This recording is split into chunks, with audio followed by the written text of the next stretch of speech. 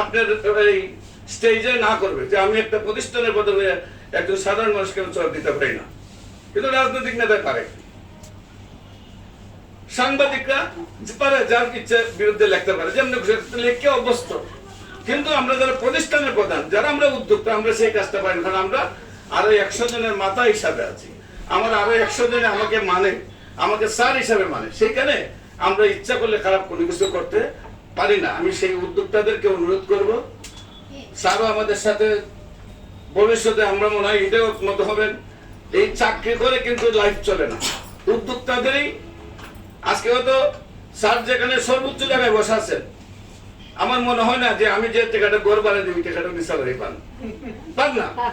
সম্মান করি আমরা, ওই স্যারকে সম্মান করি, প্রধানমন্ত্রীও পায় না, প্রধানমন্ত্রীকে আমরা সম্মান করি, প্রধানমন্ত্রী ওই গড় বাড়ার টাকাটা পায় না। আপনাদের এখানে যারা উদ্যোক্তা আছেন, অনেকে আছেন 10 লাখ 20 লাখ 30 লাখ টাকা মাসে রুজি করতেছেন, আজকে 50,000 টাকা খরচ করে আসা যাওয়া অনুষ্ঠানে অংশগ্রহণ করা খরচ করতেছেন, কিন্তু ওই টাকাটা কিন্তু উদ্যোক্তা ছাড়া সম্ভব হয় না।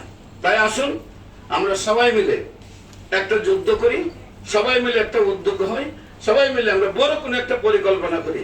একদিন হয়তো এইভাবে বলবো যে আমরা কি বৃহৎ আকারে আমরা কি করতে পারি, সেখানে সবাই মিলে কিভাবে ঝাঁপিয়ে পড়তে পারি, সেখানে সবাই মিলে কিভাবে অর্থনীতি সহযোগিতা করে। আরে 2,000 টাকা করে সমন্বয় করলে 5,000 লোকে 1 কোটি টাকা হয়ে যায়,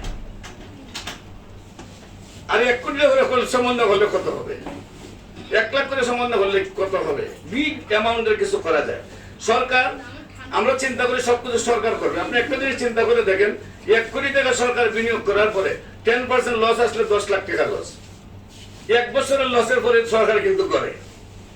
আবার যদি 10% লাভ আসে, 1 বছরে 1 কোটি টাকা লাভ, এত লাভ তো সরকারের দরকার নাই, দরকার হলো জনগণের।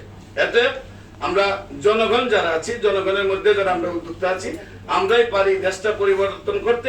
এবং আজকে যারা উদ্যোক্তা রয়েছেন, আপনারা আবার যৌথ কোনো উদ্যোক্তা হলে আমাকে আপনাদের সাথে রাখার জন্য আহ্বান জানিয়ে আমার আলোচনায় ভুল ত্রুটি হলে ক্ষমা চাচ্ছি।